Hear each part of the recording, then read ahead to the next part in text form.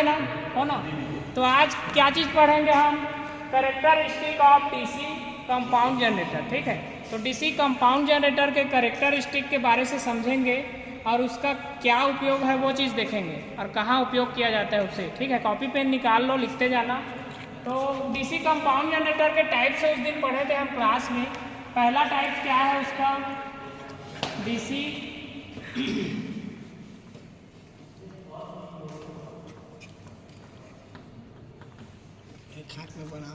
Cumulative compound. ठीक है, दूसरा है डीसी डिफरेंशियल कंपाउंड। तो डीसी कंपाउंड जनरेटर भी दो टाइप्स के आते हैं, है ना। पहला क्या है, डीसी कम्युलेटिव कंपाउंड जनरेटर, और दूसरा डीसी डिफरेंशियल कंपाउंड जनरेटर। ठीक है, तो ये चीज़ क्या चीज़ है उसको देखेंगे। पहला कम्युलेटिव क्या है उसको देखेंगे। तो इसका जो डायग्राम है कम्युलेटिव का, कुछ इस प्रकार है।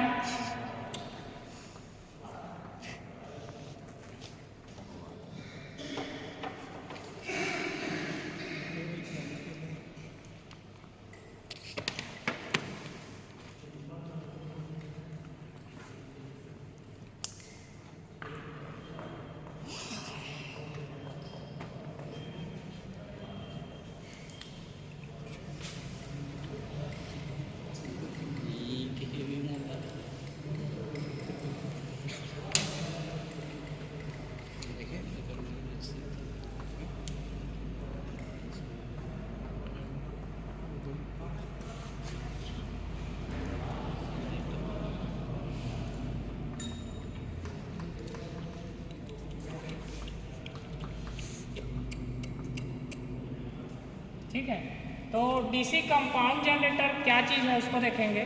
ठीक है, पढ़ना थोड़ा ऊपर नीचे नहीं होना चाहिए। तो डीसी कंपाउंड जनरेटर क्या है, जिसमें सीरीज फील्ड रहेगा, शन फील्ड रहेगा और आर्मेचर रहेगा। ठीक है, तो ये तीनों चीज़ डीसी कंपाउंड जनरेटर में रहते हैं। लेकिन एक चीज़ और है, कम्युलेटिव।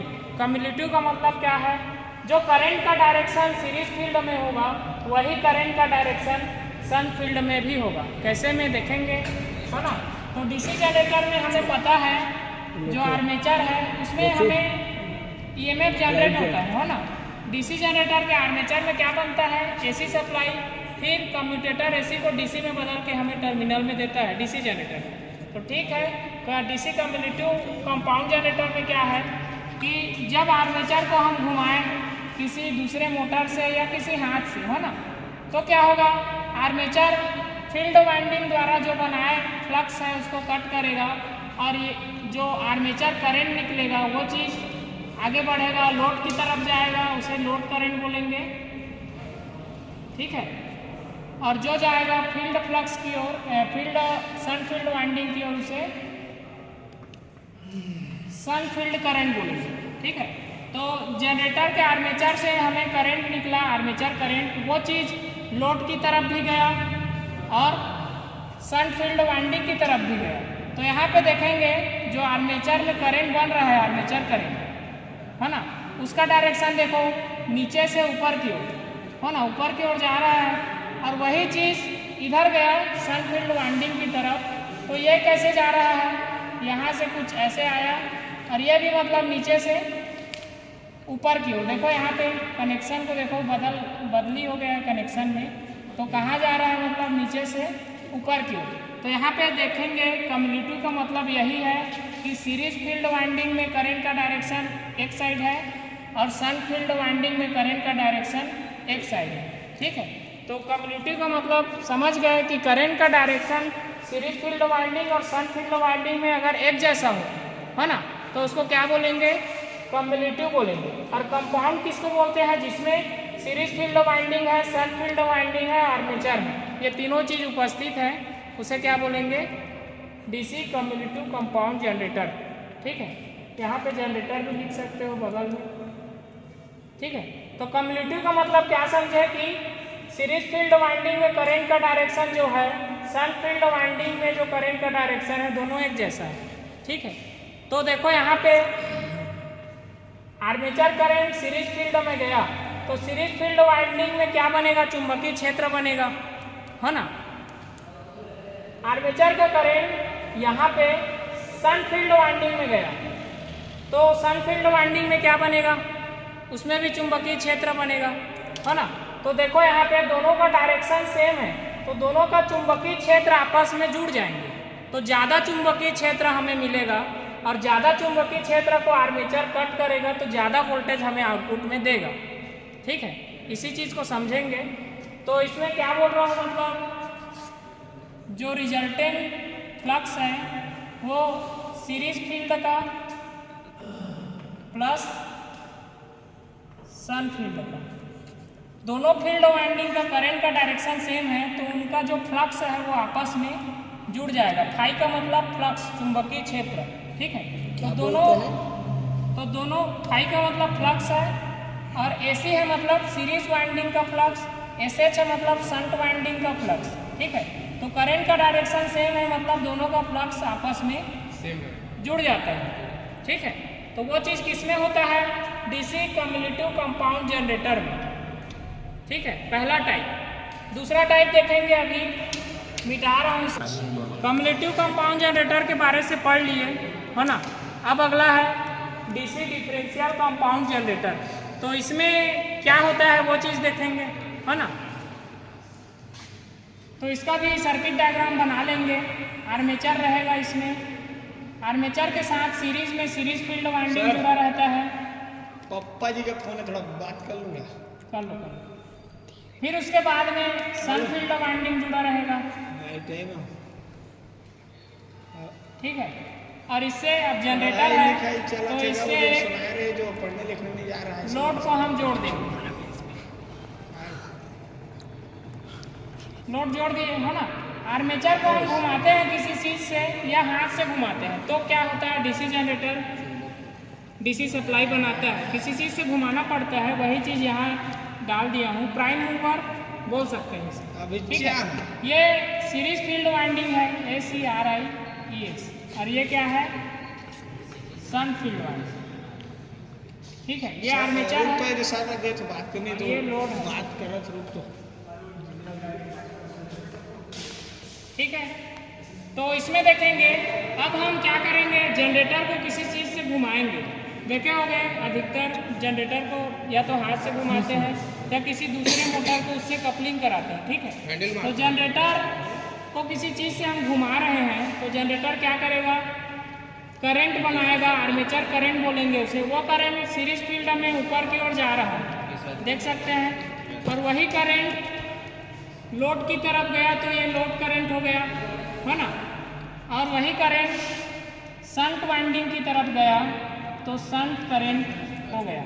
ठीक है, तो यहाँ देखो करंट नीचे की तरफ आएगा, इसमें आ रहा है क्या, है ना। सीरीज फील्ड वाइंडिंग में ऊपर की तरफ करंट गया और शंट फील्ड वाइंडिंग में नीचे की तरफ करंट आया। तो देख सकते हैं डिफरेंट, देख सकते हैं अंतर, है ना।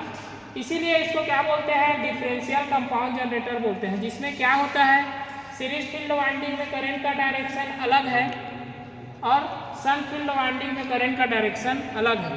ठीक है, तो दोनों वाइंडिंग में अगर करंट का डायरेक्शन अलग अलग है तो उसको क्या बोलेंगे, डीसी डिफरेंशियल कंपाउंड जनरेटर। ये चीज़ भारत स्किल के ऑब्जेक्टिव में मिलेगा।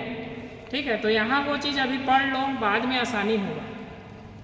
ठीक है, तो इसमें क्या हम लिख सकते हैं, रिजल्टेंट फ्लक्स क्या है, इसका मतलब रिजल्ट क्या आया फ्लक्स का, दोनों आपस में क्रॉस हुए, डायरेक्शन अलग अलग है तो क्या रिजल्ट मिला हमें।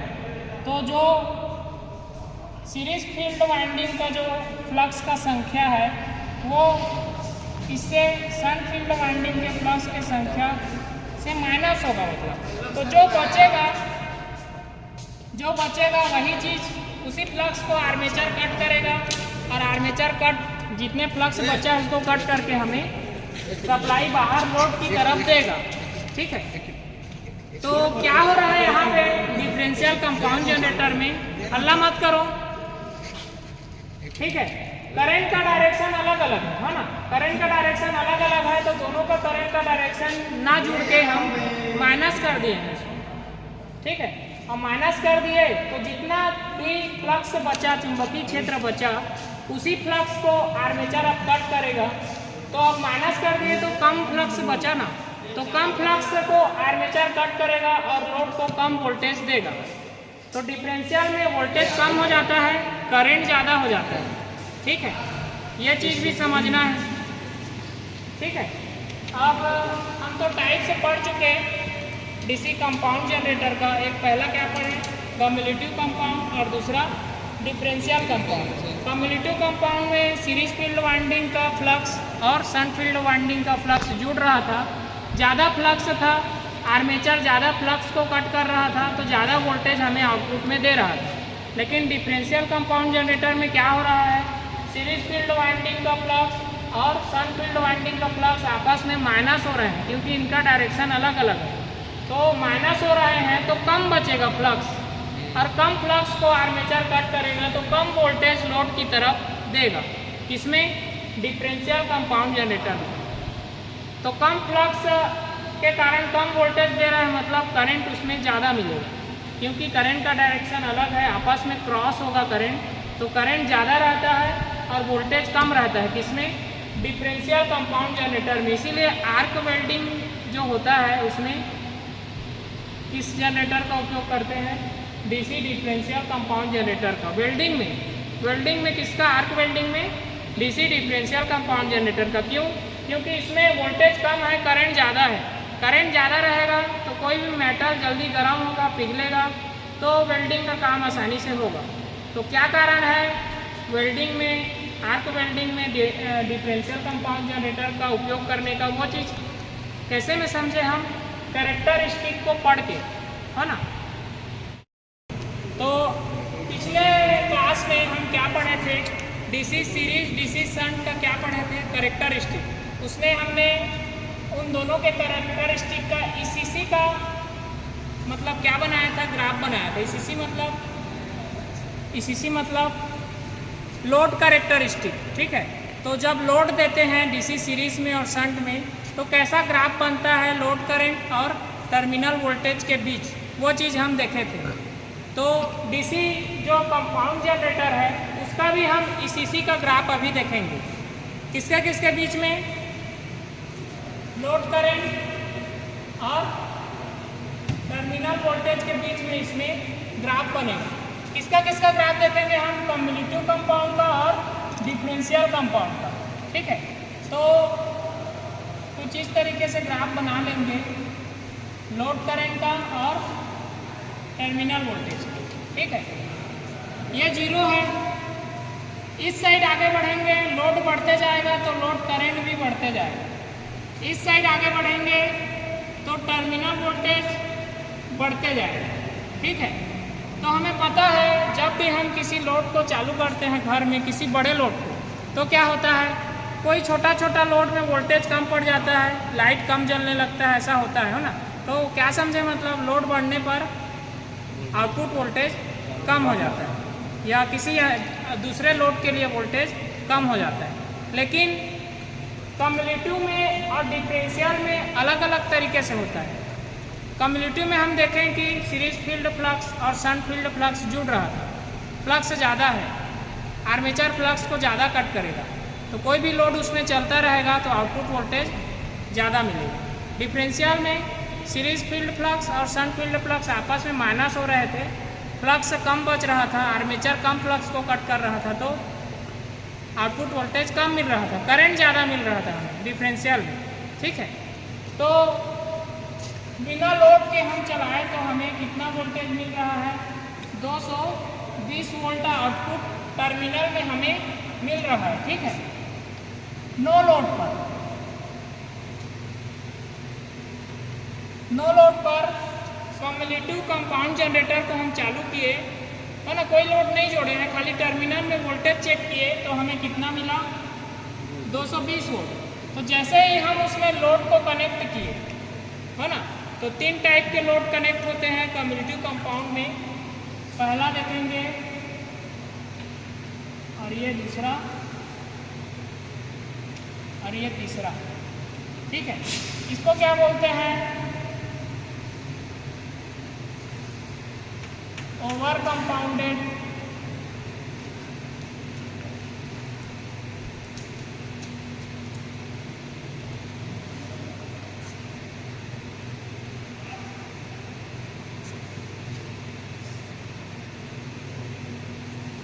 इसको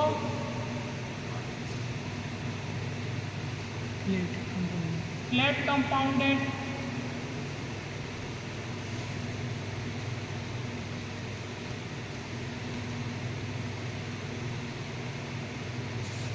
और इसको ओवर क्या अंडर कंपाउंड।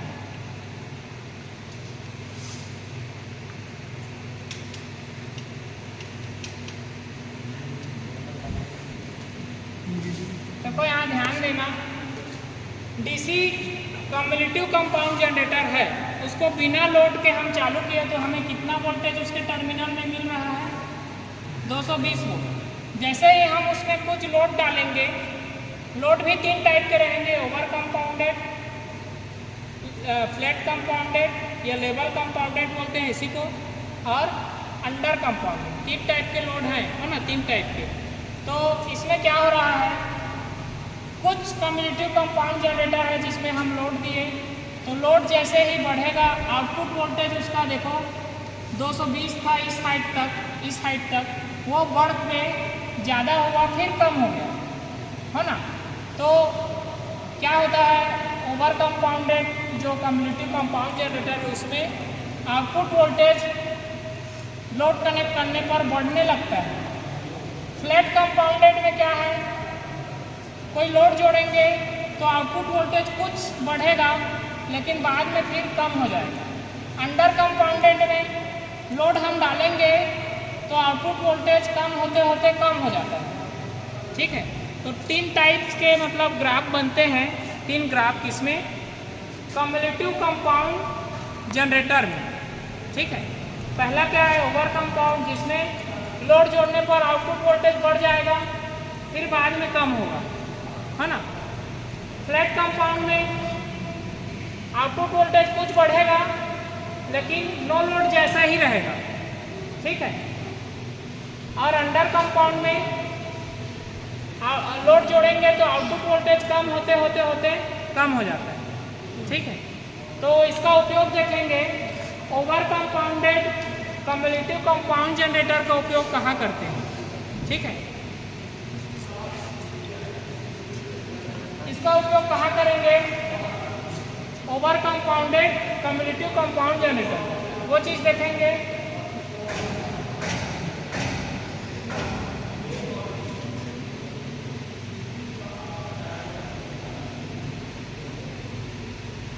ओवर कंपाउंडेड का जब लोड ज़्यादा दूर पर है ना, जैसे कि ITI से कबीर चौक कितना दूर हो गया, है ना, 2 किलोमीटर है, तो ज़्यादा दूरी है ना। ज़्यादा दूरी तक किसी लोड को चलाना है कम्युलेटिव कंपाउंड जनरेटर से, तो मतलब कौन सा वाला यूज़ करेंगे, ओवर कंपाउंडेड, ठीक है। ज़्यादा दूरी वाले लोड के लिए। अगला है फ्लैट कंपाउंडेड। देखो कुछ समय के लिए वोल्टेज ज़्यादा होगा, फिर नो लोड जैसा ही मतलब 220 ही वोल्टेज देने लगेगा। तो इसमें लिखेंगे फ्लैट कंपाउंडेड में कम दूरी वाले लोड को चालू करने के लिए, ठीक है। तो कम दूरी में अगर लोड है तो उसके लिए flat compounded cumulative compound generator का उपयोग करते हैं, ठीक है। और अंडर कंपाउंडेड का कहाँ करेंगे, इलेक्ट्रोप्लेटिंग या लाइटनिंग के लिए, ठीक है, उसको भी लिख लो।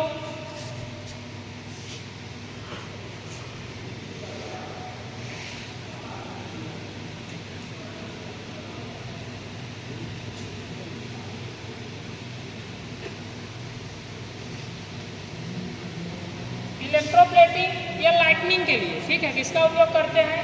Under compounded. अब यही चीज़ डिफरेंशियल कंपाउंडेड डीसी जनरेटर में देखेंगे, है ना, क्या होता है। इसमें तो हमें पता है कि करंट का डायरेक्शन अलग अलग है, वोल्टेज कम हो जाता है, करंट ज़्यादा हो जाता है। तो जैसे ही हम इसमें लोड देते हैं तो क्या होता है, इसका ग्राफ तुरंत वोल्टेज क्या हो जाता है, कम हो जाता है। देख सकते हैं लोड जैसे ही हम इसमें कनेक्ट किए डिफरेंशियल कंपाउंड जनरेटर में, तो क्या हुआ, वोल्टेज उसका तुरंत लो हो गया, है ना। 220 था, 220 से 0 में आ गया, है ना।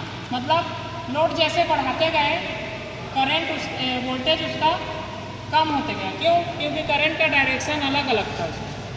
तो इसी कारण क्या करते हैं, डिफरेंशियल कंपाउंड जो जनरेटर है उसमें क्या हो रहा है, मतलब लोड बढ़ाने पर वोल्टेज तुरंत कम हो जा रहा है, लेकिन करंट तो बढ़ रहा है ना, तो करंट उसका ज़्यादा मिल रहा है, वोल्टेज कम मिल रहा है। इसका कारण, इसी कारण उसका उपयोग किसमें करते हैं, आर्क वेल्डिंग का जो वेल्डिंग मशीन है उसमें डीसी सप्लाई से चलता होगा, पता है सबको, है ना।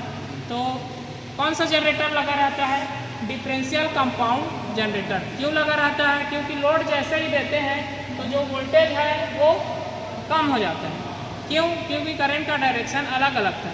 इसमें वोल्टेज बढ़ रहा है, देख सकते हो कम्युलेटिव में वोल्टेज बढ़ रहा है। क्यों बढ़ रहा है? क्योंकि करंट का डायरेक्शन सेम है दोनों वाइंडिंग, ठीक है। तो कुछ कम्युलेटिव कंपाउंड में ज़्यादा वोल्टेज बढ़ जाता है, कुछ में कुछ कम बढ़ पाता है, कुछ में घट जाता है ना। तो इसके हिसाब से इसका उपयोग भी है कि ज़्यादा बढ़ रहा है तो ज़्यादा दूरी तक किसी लोड को चलाएंगे तो ठीक रहेगा, है ना। कुछ बढ़ रहा है तो कुछ कम दूरी तक कोई लोड है उसको चलाएंगे तो सही से वोल्टेज उस लोड तक पहुंच पाएगा, है ना। अंडर कंपाउंडेड है तो इसका उपयोग कहाँ करते हैं, इलेक्ट्रोप्लेटिंग। इलेक्ट्रोप्लेटिंग मतलब किसी एक धातु के ऊपर दूसरे धातु की परत, जैसे कि तांबा को कोई कोई सोने का परत चढ़ा देता है, सोना समझता है, उसी तरीके से वो किसमें होता है, इलेक्ट्रोप्लेटिंग। इसमें भी डीसी सप्लाई चाहिए। इलेक्ट्रोप्लेटिंग के लिए क्या चाहिए, डीसी सप्लाई। तो जो अंडर कंपाउंडेड डीसी जनरेटर है उसका उपयोग इलेक्ट्रोप्लेटिंग में करते हैं, क्योंकि इसमें भी वोल्टेज कम हो रहा है। इलेक्ट्रोप्लेटिंग में हमें कम वोल्टेज चाहिए, ज़्यादा नहीं, 5 या 6 वोल्ट या कुछ ज़्यादा, इससे 15 वोल्ट 11 वोल्ट, है ना, कुछ कम चाहिए। तो अंडर कंपाउंडेड में हमें क्या देखने को मिला कि वोल्टेज लोड देने पर कम होता है। तो इलेक्ट्रोप्लेटिंग में कम ही वोल्टेज चाहिए, तो कम वोल्टेज चाहिए तो अंडर कंपाउंडेड टाइप के जो कम्युलेटिव डीसी जनरेटर है उसका उपयोग हम इसमें करते हैं, ठीक है। तो बस आज के लिए इतना ही है।